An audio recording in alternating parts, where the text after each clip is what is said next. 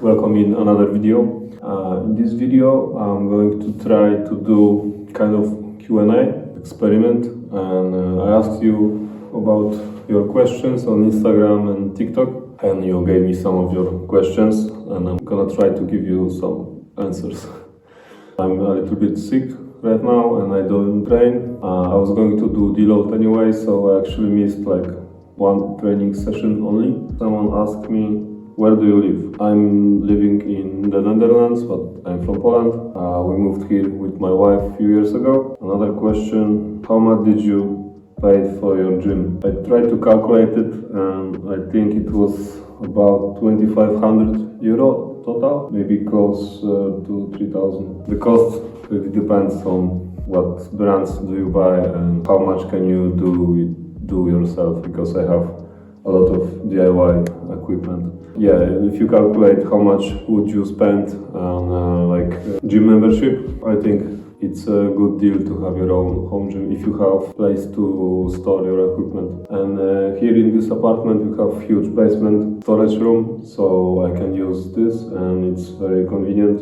I have some generic stuff, I have some budget equipment, but I have also some of the more expensive gear. Another question, how much do you eat? Yeah, I told you more about my diet in one of the previous videos, and I eat about 4,500 calories a day. How much progress did you make over the years? So right now I can deadlift around 200 kilograms, squat more than 140 and bench more than 100. And when I started I couldn't do that, definitely. And I remember I struggled with empty barbell on bench press. Maybe I could deadlift like 50 kilograms, squat probably also empty barbell, but it was a while ago. And when I started I had more of a bodybuilding approach, and also I think I wasted some of the years being constantly in this bulking, cutting, fixed rotation, you know. I think I could achieve more if I would keep my weight steady and try to get better with the movements and increase the weights as I do now. And yeah, so it's very difficult to count how much years you have on you with your training, because it should be measured with the progress you're making, and I still make a lot of progress. So even though I started a while ago, real training is just a few years. Yeah, so these few years it's strictly strength training. Also I try to look decent, but yeah, my priority is strength. More specifically this, I think, 2 years I try to keep my weight at the same level and get stronger in this weight class, let's call it that way.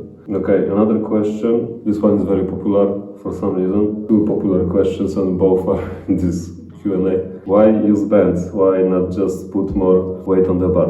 I'm using conjugate method in my training. One of the tools you can use in the conjugate method is accommodating resistance. So use the bands or chains as a part of the weight you are lifting. The difference is that the band tension increase when you're doing the concentric part of the movement, so the lift is getting harder and you can work on different parts of the movement with the band tension. Also the bands are great for the speed development, for the force production. Also they are easy way to make the lift different, so when you want to create a different variation of the movement, it's very important to do so in the conjugate method. You can easily do that by adding the band or switching to the different band tension, and this way you won't get overtrained so easily because you change the stimulus. The lift is similar but it's different. It's also a good way to prepare your body to an actual movement without the bands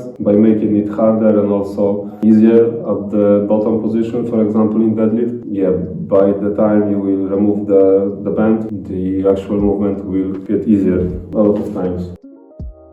Another question, why your belt is so high in the deadlifts? Okay, so this technique was inspired by George Lehman and Garrett Gonzalez. If you know Masthetics, you are an OG. So those guys use the high belt position in the deadlift. We have similar ratio in our torso to the limbs length, and it's not very common. Actually, I have same torso length as my wife, who is like almost 30 centimeters shorter than me.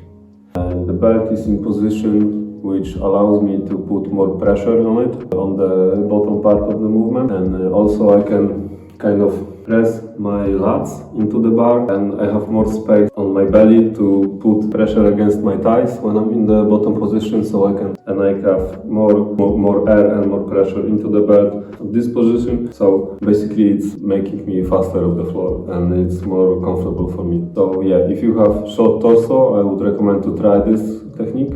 Okay, another question: how to bulk? Okay, eat more and train harder. Oh, this is interesting. I noticed that you are training 3 times per week, but standard conjugate method is normally 4 times per week. Okay, so normal schedule for conjugate method is 4 days per week, 2 dynamic efforts and 2 max efforts, but I train 3 times per week because it's more convenient for my life. And how did I approach this is I am moving the 4th day into another week. So, okay, let's say I train Monday, Wednesday and Friday. So I'm doing Monday max effort lower, Wednesday max effort upper, and Friday dynamic effort lower. And after that I don't train on Saturday and Sunday. And on Monday I'm doing dynamic effort upper. And I repeat the cycle on Wednesday. So I pushed 4 days into 3 days split. So what else? Best accessory for big free. Okay, by big free you probably mean squat, bench and deadlift. So my favorite accessories, like not favorite because they feel the best, it's like they work the best. It's on deadlift it's definitely reverse hyper. I'm using the barbell instead of just the plate or kettlebell or something like some people do.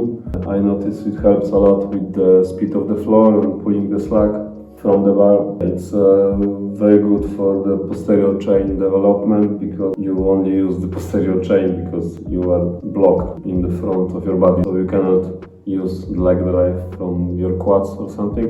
You are limited.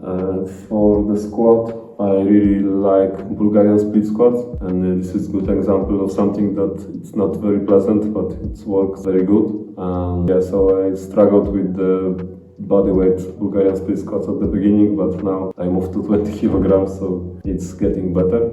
And as I said in different video, I think it's good to find something that you suck at, because that means you probably can easily get better. And if you get better at something that you missed on before, you probably can get a lot of carryover to your main lift. Okay, and also for the bench press, my favorite accessory is floor press, probably. Close grip floor press, I think, because it's more difficult. The reason behind that is restricting the leg drive and part of the motion to the lockout portion of the bench press, which I struggle the most, so I get a lot from doing heavy floor press. Okay, I think that's everything for today. If you have more questions, please ask below. And yeah, as always, I will see you next Sunday. Thanks for watching. I'll see you guys in another video.